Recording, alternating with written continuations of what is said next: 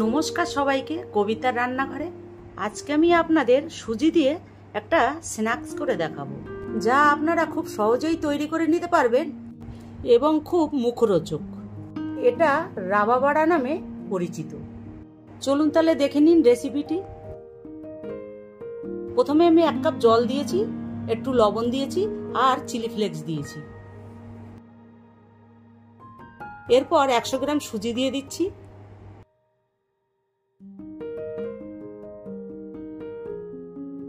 আর 2 চামচ আতপ চালের গুঁড়ো দিচ্ছি। এটা ভালো করে সেদ্ধ করে নেব যতক্ষণ না জলটা শুকাচ্ছে। এটা অনেকটা শুকনো হয়ে গেছে। এরপর আমি এতে চিনি দিচ্ছি আর একটু সাদা তেল দিচ্ছি, দিয়ে আর একটু শুকনো করে নেব। আপনারা চিনিটা জলের সাথে দেবেন, আমি দিতে ভুলে গেছি তাই এখন দিচ্ছি।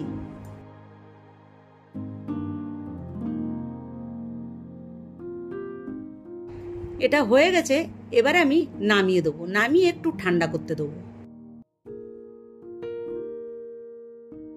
এটা ঠান্ডা হয়ে গেছে। এরপর আমি ভালো করে মোলায়েম করে মেখে নেব।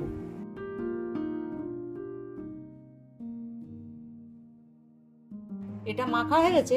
এরপর ডোটার থেকে আমি একটু একটু করে লেচি কেটে নেব। এরপর লেচিটাকে আমি গোল করে নেব। গোল করার পর মাঝখানটা আমি আঙুলের সাহায্যে একটু ছিদ্র করে নেব। এরপর সাদা তিল নিয়েছি, সাদা তিল আমি গায়ে ভালো করে লাগিয়ে নেব। আপনারা চাইলে সাদা তিলটা নাও ব্যবহার করতে পারেন। এই একই পদ্ধতিতে আমি সবগুলো করে নেব।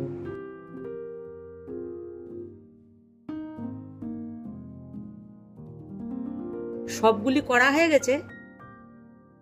এরপর এক সাইডে তেল গরম বসিয়েছিলাম, তেলটা মাঝামাঝি গরম হয়েছে। এরপর আমি সবগুলো দিয়ে দিচ্ছি।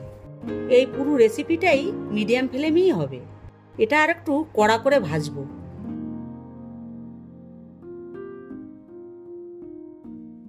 দেখুন এটা একটু ফুলেছে এবং হালকা লাল মতন হয়েছে।